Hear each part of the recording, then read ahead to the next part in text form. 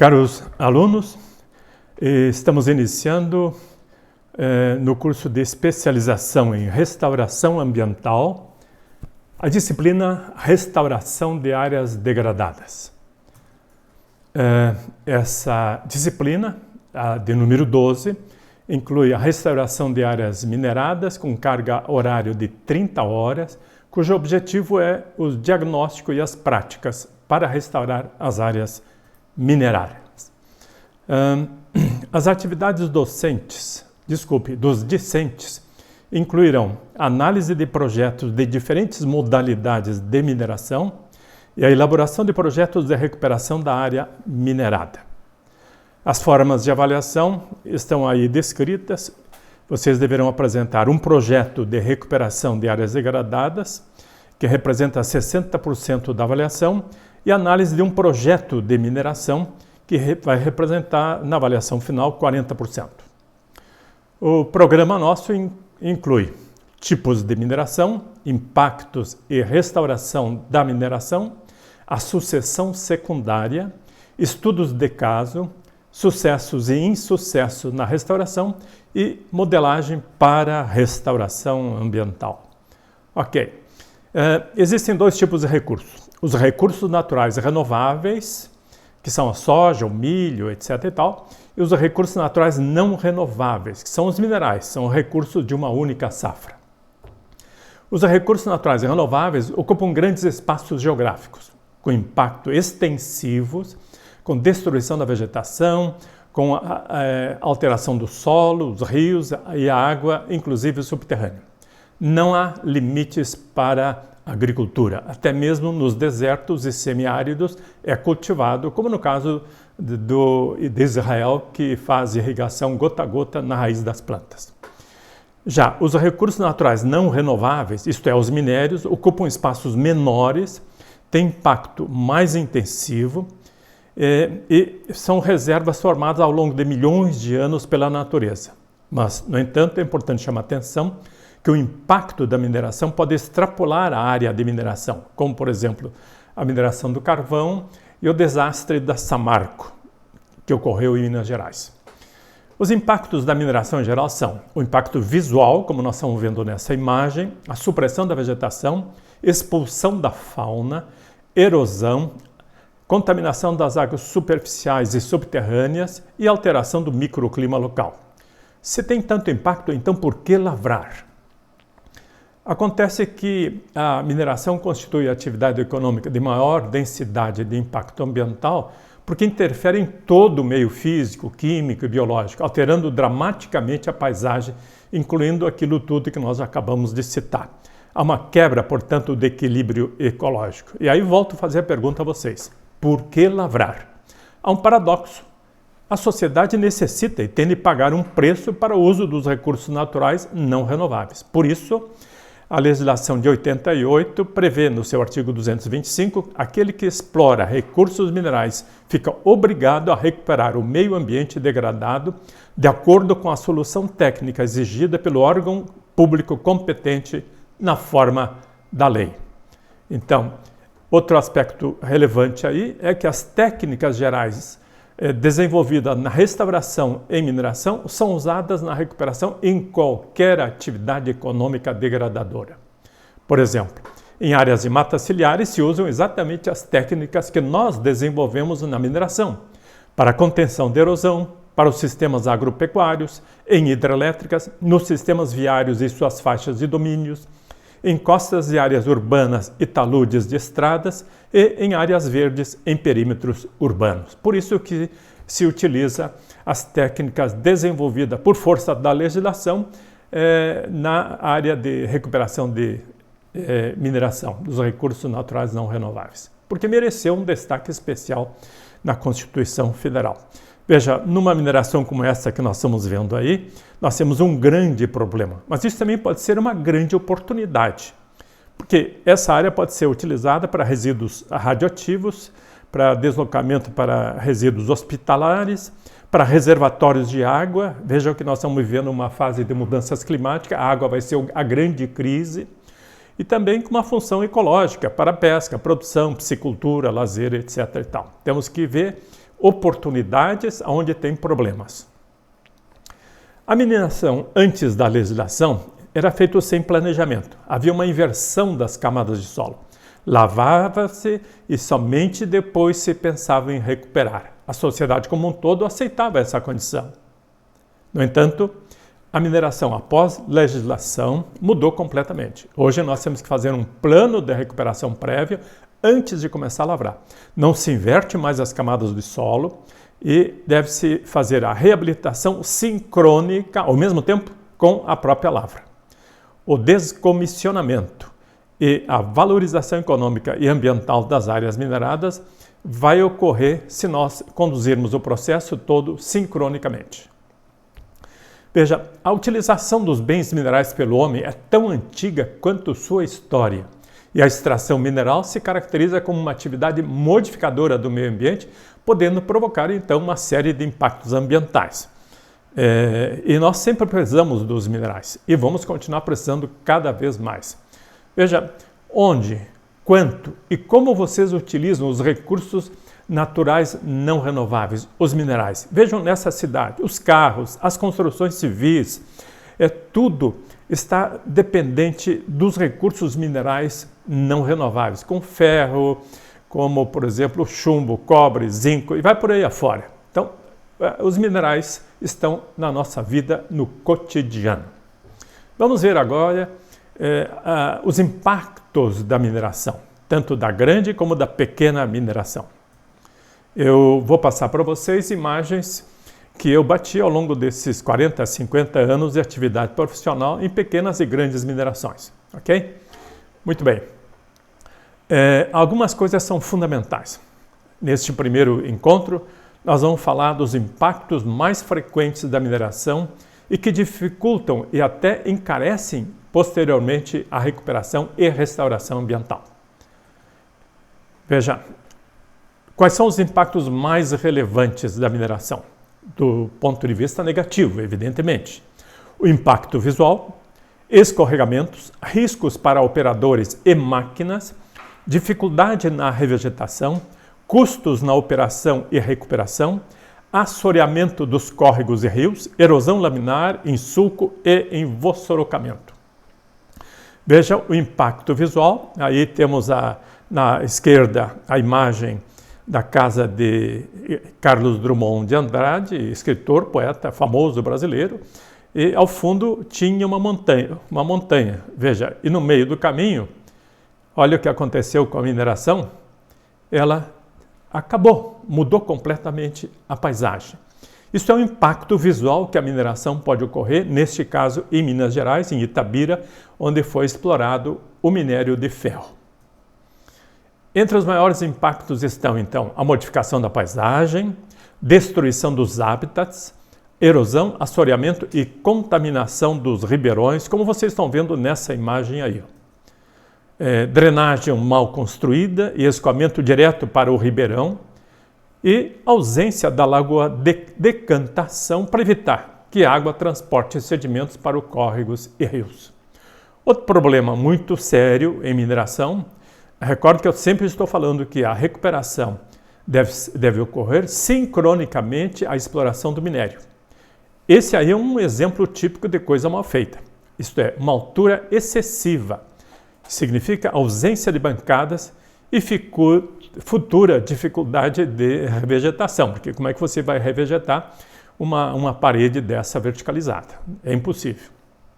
Por outro lado, a perda do solo fértil, que nós chamamos de topsoil, é outro grave problema em mineração. O material deslocado para a encosta, sendo erodido para dentro da vertente, como nessa mineração que nós estamos vendo aí, ocorrida lá em Timbó, na Cava Mude Central. Entre os impactos ambientais frequentes da mineração e que dificultam após o descomissionamento a recuperação e restauração da área estão o piso irregular, como nessa imagem aí, lá de Benedito Novo, a erosão, assoreamento dos córregos e ribeirões, como nós já falamos anteriormente. Nesse caso aí, nós temos uma mineração de enxofre no Chile, onde a água contaminada vai para os mananciais e acaba detonando com as reservas de água. Então, a mineração muitas vezes, nem sempre, mas muitas vezes pode extrapolar o próprio local da mineração. Não é o mais comum. No caso da mineração do carvão, como nessas imagens, nessas duas imagens que eu bati para mostrar para vocês, mostra que o enxofre liberado da pirita vai acidificar as águas e isso cria grandes problemas para os mananciais. Por isso nós temos que, na restauração, desenvolver atividades que são inter e multi, eu diria até transdisciplinares. Tudo, eu diria, é recuperável, depende apenas do planejamento e dos custos investidos. Nós temos 3 grandes setores de recuperação e restauração de áreas degradadas. A geotecnia, cuja função objetiva é a estabilização física para evitar escorregamentos, erosão, etc. e tal. A silvicultura, que é a revegetação, que nós vamos dar prioridade nesse nosso curso. E a remediação ou estabilização química, como no caso dos carvões minerados aqui no sul de Santa Catarina e no Rio Grande do Sul. Nós vamos dar mais ênfase na silvicultura, isto é, revegetação. Então, como recuperar ou redestinar uma área de mineração como essa que vocês estão vendo na imagem? Realmente não é fácil. Mas se o processo de recuperação tivesse ocorrido, ou melhor, se o processo de lavra tivesse ocorrido sincronicamente à restauração, certamente não teríamos esse grande problema agora para resolver. A silvicultura significa a revegetação de uma área degradada, cujo objetivo é a estabilização biológica. Entre as características inclui desde a fixação localizada de espécies vegetais até, por que não, extensivos reflorestamentos, como nessa imagem que nós recuperamos alguns anos atrás e hoje você não tem solo mais exposto. O segundo tipo de recuperação é a geotecnia, cujo objetivo é a estabilização física, isto é, implantação de medidas ou obras para controle de processos do meio físico, para evitar corridas de massa, de detritos, erosão, estudos hidrológicos e instabilidade de estéreis. Muito comum em mineração, né? E a remediação, tratamento químico, que objetiva é a estabilização química. Por exemplo, a mineração do carvão, que além do impacto paisagístico, você tem a dissolução de metais pesados, que contamina e acidifica as águas, como nessa imagem aqui da esquerda desse nosso painel. Como eu dizia, o impacto da mineração pode extrapolar a própria área de mineração, não é o comum. Uma mineração bem feita não extrapola o impacto da mineração para fora da área que está sendo minerado. Veja aqui na imagem inferior, na esquerda, nós temos uma imagem do rompimento da barragem da Samarco, que extrapolou, né? Morreram tantas pessoas, degradou o rio, enfim. Essa imagem aqui de cima, recordo que não é da mina de ferro da Samarco, ok? Muito bem, vamos adiante. Algumas décadas atrás, 2 décadas aproximadamente, nós fomos buscar tecnologias no primeiro mundo para recuperar as áreas mineradas. E nessa imagem onde eu estive, que era a mineração de feldspato na Itália, nós vimos que de cara não adiantava copiar um processo de restauração de área degradada de um clima temperado para um clima tropical como o nosso, porque lá chove muito menos. Aqui chove muito mais. E aí temos problemas de ordem de erosão, de estabilidade das encostas, dos taludes e vai por aí afora. Então não adiantou nós tentarmos transferir as técnicas e experiências não adaptadas para o Brasil. Eu vou trabalhar com vocês especialmente a restauração de uma área, de uma grande área de mineração aqui em Santa Catarina, e que resultou num livro que é este aí, Restauração Ambiental de Sistemas Complexos, que foi publicado pela Apris, editora aí de Curitiba. E aí tem praticamente toda uma aula que nós vamos dar num dos próximos encontros. Com planejamento e utilizando as 3 silviculturas para estabilização biológica, inclui desde a fixação localizada de espécies vegetais até extensivos reflorestamentos. Desculpe, ali eu tenho um pequeno erro, peço que vocês corrijam. Com planejamento e utilizando os 3 métodos de restauração, nós vamos conseguir, então, a restauração de uma área recuperada, como essa imagem que vocês estão vendo ali. Muito bem. Os tipos de mineração podem ser subterrânea ou lavra a céu aberto. Os impactos ambientais mais frequentes nós vamos ver na sequência e as soluções delas. Processos erosivos generalizados e escorregamentos, nesse caso também com impacto visual. Problema para a posterior restauração. Altura excessiva da bancada, como nós já falamos anteriormente, que depois dificulta o descomissionamento e a recuperação. Vegetação muito próximo do talude, onde há o avanço da lavra. O piso irregular, que dificulta o deslocamento das máquinas e depois também a própria restauração. Mais uma vez, uma altura excessiva, de um outro exemplo, de mineração mal conduzida, riscos de escorregamento, vejam aqueles blocos lá em cima, no canto direito superior, está nessa imagem central lá em cima. Portanto, há riscos de tombamento sobre trabalhadores e máquinas. Isso aí também é gravíssimo, né? Há riscos de escorregamentos e todas as suas consequências, né? Como nesse caso aí, onde já tem trincas indicando movimentos de massa. Outro exemplo de escorregamento, ausência de lagoas de decantação, que levará os custos com horas máquinas, tornando economicamente inviável a restauração depois, como nesse caso aí, numa mineração de argila. Erosão do tipo vassourocamento no Rio dos Cedros, na cava do Rio Erta, lá em Timbó, se não me falha a memória. O estéril sendo jogado na encosta sobre áreas de preservação permanente. Processo de erosão em sulco, como nessa erosão na selva amazônica.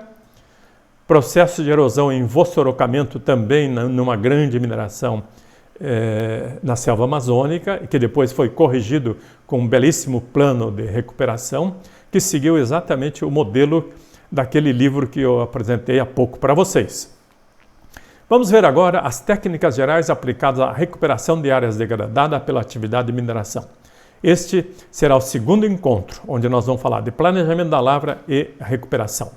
Aí está a bibliografia, e eu estou insistindo para vocês olharem a 6ª bibliografia aqui, ó, de Almond, de minha autoria, que é a Restauração Ambiental de Sistemas Complexos, que será uma das aulas que eu vou ter que passar mais rapidamente, porque são mais de 100 e tantas imagens, mas vocês terão a bibliografia para poder acompanhar, ok?